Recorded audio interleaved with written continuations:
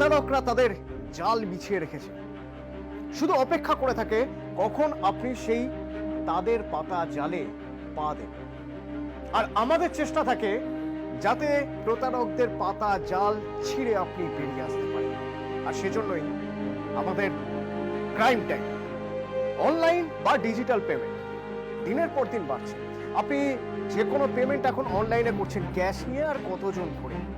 তো এই online payment বা ডিজিটাল পেমেন্ট, সেক্ষেত্রে কি দরকার হয়? সেক্ষেত্রে দরকার হয় ওটিপি, ওয়ান টাইম পাসওয়ার্ড। আর এই ওয়ান টাইম পাসওয়ার্ড আসলে প্রতারকদের হাতিয়ার। একটা তথ্য দিই আপনাদের, গত 1 বছরে যে সাইবার ক্রাইম হয়েছে তার জন্য কত টাকা বেরিয়ে গেছে জানেন? 7,000 কোটি টাকারও বেশি অর্থ হারিয়েছে গ্রাহকরা। 2023 সালে এই ধরনের প্রায় 12 লক্ষ আর্থিক প্রতারণার অভিযোগ জমা পড়েছে, আর প্রায় 7,488 কোটি টাকা হারিয়েছেন গ্রাহকরা।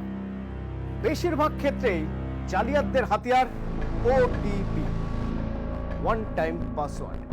অনলাইন পেমেন্টের ক্ষেত্রে যা অত্যন্ত গুরুত্বপূর্ণ। এই ওটিপি ভুল হলে অনলাইনে লেনদেন সম্পূর্ণ হবে না, অর্থাৎ আপনার ট্রানজাকশন বন্ধ হয়ে যাবে। আবার একটা নির্দিষ্ট সময় থাকে, সেই সময়ের মধ্যেও যদি আপনি ওয়ান টাইম পাসওয়ার্ড না দিতে পারেন তাহলেও কিন্তু আপনার ট্রানজাকশন কমপ্লিট হবে না। কিন্তু ভুলবশত কোনো জালিয়াত বা প্রতারককে যদি আপনি ওটিপি দিয়ে দেন, সেক্ষেত্রে আপনার ব্যাংক অ্যাকাউন্ট ফাঁকা হয়ে যেতে পারে। অনেক ক্ষেত্রে প্রতারকরা ফোন বা মেসেজের মাধ্যমে এই ওয়ান টাইম পাসওয়ার্ড বা ওটিপি চেয়ে থাকেন, আর সেই ওটিপি দিলেই আপনার সব টাকা চলে যাবে প্রতারকদের কাছে। এখন প্রশ্ন হলো, আপনি বাঁচবেন কিভাবে? না, আপনি একা নন, আপনার সঙ্গে আপনার রাষ্ট্র রয়েছে। আপনাকে বাঁচানোর দায়িত্ব নিচ্ছে রাষ্ট্র। ওটিপি নিয়ে জালিয়াত যাতে আর কোনো রকম কোনো কারিকুরি না করতে পারে তার জন্য স্বরাষ্ট্র মন্ত্রক ব্যবস্থা নিচ্ছে।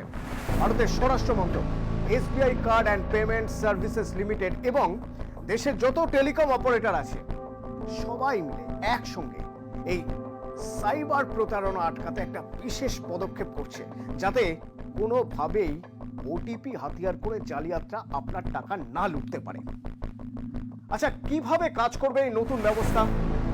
কেন্দ্রীয় স্বরাষ্ট্র মন্ত্রক একটা সার্ভে করছে, যে সার্ভের মাধ্যমে ব্যাংকগুলিকে রেজিস্টার্ড ঠিকানার পাশাপাশি গ্রাহকের ভৌগোলিক অবস্থান এবং যেখানে ওটিপি দেওয়া হচ্ছে তা ট্র্যাক করার অনুমতি দেওয়া হবে। সেক্ষেত্রে গ্রাহকের ঠিকানা এবং ওটিপি দেওয়ার লোকেশন যদি এক না হয় তা চট করে ধরা পড়বে। ধরা যাক আপনি কলকাতায় রয়েছেন, আপনার বাড়ির ঠিকানা ব্যাংকে দেওয়া রয়েছে কি কলকাতারই, কিন্তু যেখানে আপনি ওটিপি দিচ্ছেন সেই ঠিকানা বিদেশের কোনো এক জায়গার। এক্ষেত্রে আপনার কাছে একটা ওটিপি সংক্রান্ত ওয়ার্নিং যাবে, সতর্কবার্তা, যাতে আপনাকে কনফার্ম করতে বলা হবে যে ওই যে যিনি ওটিপি দিচ্ছেন সেটা আপনিই তো, কারণ আপনার বাড়ির ঠিকানার সঙ্গে তো তা মিলছে না, আপনি তো অন্য একটা দেশে রয়েছেন। তখনই জালিয়াত ধরা পড়ে যাবে। পুরো বিষয়টাই অবশ্য এখন পরীক্ষা নিরীক্ষার জায়গা রয়েছে, কিন্তু এই টেকনোলজির পিছনে প্রধান লক্ষ্য কি? প্রধান লক্ষ্যই হলো টেলিকম ডেটাবেসের মাধ্যমে গ্রাহকের লোকেশন ট্র্যাক করা এবং ওটিপি সঠিক জায়গায় যাচ্ছে কিনা তা নিশ্চিত করা। এই প্রজেক্ট সফল হলে অনলাইন ব্যাংকিং বা অনলাইন লেনদেনের ক্ষেত্রে তা একটা যুগান্তকারী পদক্ষেপ হয়ে উঠবে এবং ওটিপি জালিয়াতি প্রায় 70% কমিয়ে ফেলা সম্ভব হবে। তবে আপনাকেও সাবধান হতে হবে। ধরুন গ্যাসের ভর্তুকির টাকা ঢোকার নামে ভুয়ো মেসেজ আসছে, আপনি তো জানেন না মেসেজ ভুয়ো। আবার ধরুন আপনাকে ফোন করে জানানো হচ্ছে গ্রাহক কেওয়াইসি ওভার হয়ে গিয়েছে, কেওয়াইসি না জানানো হলে গ্যাস সিলিন্ডার পাওয়া যাবে না। আপনি জানেন না যিনি ফোন করছেন তিনি প্রতারক, কিন্তু আপনি কি করবেন? আপনি ভয় পেয়ে ফোনের ওপাশ থেকে যা যা তথ্য চাওয়া হচ্ছে সেই সব দিয়ে দেবেন। শেষে একটা ওটিপি চাওয়া হবে, আপনার ব্যাংকের থেকে সেই ওটিপি আপনার মোবাইলে ততক্ষণে চলে এসেছে, আর আপনি সেই ওটিপিও শেয়ার করে দিলেন। তাতেই যা হওয়ার হয়ে যাচ্ছে, আপনার ব্যাংক অ্যাকাউন্ট ফাঁকা হয়ে যাচ্ছে। ওই যে বলছিলাম আপনাকে সতর্ক থাকতে হবে।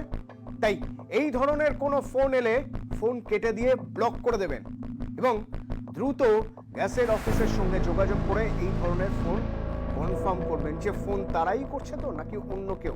যে কোনো ওটিপি দেওয়ার ক্ষেত্রে একটা জিনিস মাথায় রাখতে হবে, ওটিপি আপনি কাকে দিচ্ছেন, কে চাইছে ওটিপি। যদি সামনাসামনি হয়ে থাকে অন্য কথা, যদি ফোন বা মেসেজের মাধ্যমে ওটিপি চাওয়া হয়, হোয়াটসঅ্যাপের মাধ্যমে, টেলিগ্রামের মাধ্যমে ওটিপি চাওয়া হয়, দেবেন না। আগে কনফার্ম করুন, তারপর ওটিপি দেবেন। যদি আপনি নিজে সতর্ক হন তবেই ওয়ান টাইম পাসওয়ার্ডকে হাতিয়ার করে জালিয়াতি বন্ধ হবে। আর তারপর রাষ্ট্রের পদক্ষেপ তো রইলই।